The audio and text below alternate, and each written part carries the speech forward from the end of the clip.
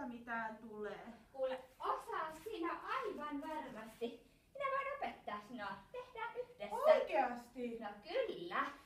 Niin, Poro, oletko valmis? Kyllä kai. Joo, kyllä se tästä. Mennään ensin yhdessä molemmat kyykkyyn. Joo. Sitten laitetaan ne kädet sinne maahan. Tällä tavallako? Juuri noin.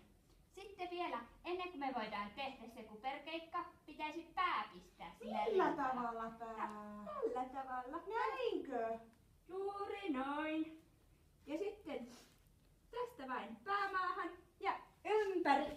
Hui! Voi ei, hiiri täältä minä tulen. Hyvä! Menikö se oikein? Aivan oikein. Hiiri, sehän oli ihan hauskaa ja helppoa. Eikös ollutkin? Todellakin. Lapset, jos Poro pystyy tekemään kuperkeikan, niin pystytte tekin. Mennään, Hiiruli. Juu!